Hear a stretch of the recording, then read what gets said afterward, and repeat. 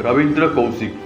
रविंद्र कौशिक का जन्म 11 अप्रैल 1952 को राजस्थान के श्रीगंगानगर में एक ब्राह्मण परिवार में हुआ था।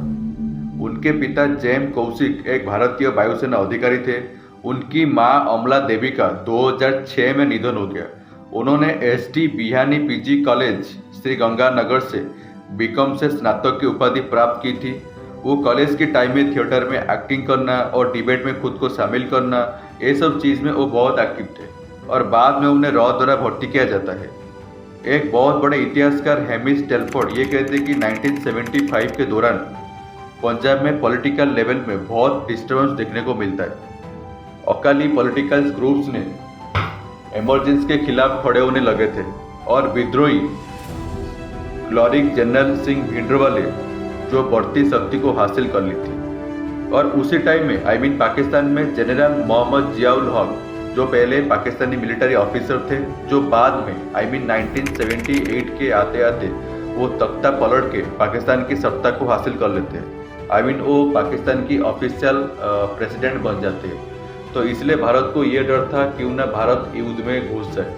तो इसी चीज़ को रोकने के लिए भारतीय इंटेलिजेंट ऑर्गेनाइजेशन रॉ ने एक खुफिया प्रोजेक्ट को लॉन्च किया और इसी प्रोजेक्ट का ये टारगेट था कि पाकिस्तानी मिलिट्री मोबिलाइजेशन ऊपर सर्विलेंस रखना और भारतीय जासूसों या इंडियन स्पाइस को पाकिस्तान में एक लॉन्ग टर्म के लिए एस्टेब्लिश करके पाकिस्तान की इंटेलिजेंस डाटा को इंडिया को भेजना। तो इसी प्रोजेक्ट के अंदर कौशिक को भी रिक्रूटमेंट किया गया था रॉ में। कौशिक को पाकिस्तान में अंडर कवर ऑपरेटिव बनने के लिए 2 साल तक दिल्ली में प्रशिक्षित किया गया था। उन्हें एक मुसलमान के रूप में जीवन जीने का प्रशिक्षण भी दिया गया और उर्दू भाषा भी सिखाई गई। पंजाब के साथ राजस्थान की सीमा के पास एक शहर श्रीगंगानगर होने से कारण वो पंजाबी में भी पारंगत थे, जो पंजाब भारत और पाकिस्तान में भी व्यापक रूप से समझी जाती है। 1975 में 23 साल की उम्र में उन्हें पाकिस्तान भेज दिया गया। कौशिक ने इस्लाम अपना लिया, खतना भी करवाया और उन्हें एक फिक्शनल नेम नबी अहमद साकिर दिया गया। कराची यूनिवर्सिटी में सफलतापूर्वक प्रवेश करने के बाद उन्होंने एलएलबी की पढ़ाई पूरी की। अपनी ग्रेजुएशन लेवल की पढ़ाई करने के बाद वो पाकिस्तानी मिलिट्री में ज्वाइन करते हैं और बाद में उन्हें मेजर की पद पर उन्हें प्रमोट किया जाता है। उन्होंने अमानत नाम की एक पाकिस्तानी मिलिट्री लड़की को शादी करती है और एक लड़के को जन्म देते हैं, जिसकी 2012 से लेकर 2013 में मृत्यु हो जाते हैं। 1979 से 1983 तक कौशिक ने एक पाकिस्तानी सेना अधिकारी के रूप में काम किया और भारत की रॉ को बहुमूल्य जानकारी भेजी और उन्हें भारत की प्रधानमंत्री इंदिरा गांधी द्वारा द ब्लैक टाइगर की उपाधि भी मिली थी। और रविंद्र कौशिक ने जब पाकिस्तान में जासूस के रूप में वो काम करते थे, वो बहुत सारे डाटा जैसे कि पाकिस्तानी मिलिट्री लेवल में ऑफिसर की पोस्टिंग कहाँ हो रहा है और किसका प्रमोशन हो रहा है, किसका डिमोशन हो रहा है, और ऐसे भी ट्रेन में युद्ध सामग्री को कहाँ भेजा जा रहा है, हर एक चीज़ को वो रिकॉर्ड करती थी। वो हर एक चीज़ को इनविजिबल इंक से रिकॉर्ड करती थी और बाद में इसको कुवैत या दुबई को बाय मेल भेजती थी और वो बाद में 1 महीना या 2 महीने के बाद वो इंडिया को आता था। तो ऐसे अपना कौशिक अपना जासूसी काम को कंटिन्यू रखा और फाइनली सितंबर 1983 में रॉ ने कौशिक से संपर्क करने के लिए एक लो लेवल ऑपरेटिव इनायत मसीह को भेजा, लेकिन मसीह को पाकिस्तान की इंटर सर्विसेज इंटेलिजेंस के संयुक्त काउंटर इंटेलिजेंस ब्यूरो ने बेनकाब कर दिया और कौशिक की पोल खोल दी। कौशिक को पकड़ लिया गया और सियालकोट के एक पूछताछ केंद्र में 2 साल तक प्रताड़ित किया गया। उन्हें 1985 में मौत की सजा सुनाई गई थी। बाद में पाकिस्तान के सुप्रीम कोर्ट ने उनकी सजा को आजीवन कारावास में बदल दिया गया था। उन्हें 16 वर्ष तक सियालकोट, कोट लखपत और मियांवली जेल समेत विभिन्न शहरों में विभिन्न जिलों में रखा गया। वो भारत में अपनी परिवार को गुप्त रूप से पत्र भेजने में कामयाब रहे, जिससे उनके खराब स्वास्थ्य और पाकिस्तान जेलों में उन्हें झेले के टॉर्चर की वजह से उनका स्वास्थ्य अवस्था बिगड़ने लगा।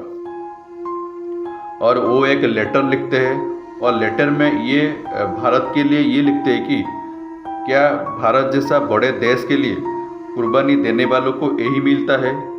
क्या भारत जैसे बड़े देश के लिए अपने प्राणों को आहुति देने वाले लोगों को यही मिलता है?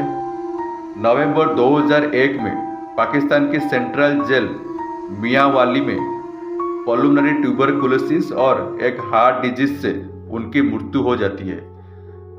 और रविंद्र के परिवार के अनुसार भारत सरकार ने उन्हें पहचानने से भी इनकार कर दिया। आपको एक रिपोर्ट के अनुसार ये बता दूं कि जब रविंद्र कौशिक से परिवार से तभी के मौजूद प्राइम मिनिस्टर श्री अटल बिहारी वाजपेयी को ये अपील किया कि रविंद्र कौशिक को इंडिया को रिटर्न किया जाए, तो तभी न्यू दिल्ली ये कहता है कि New Delhi totally deny to recognise him as a spy.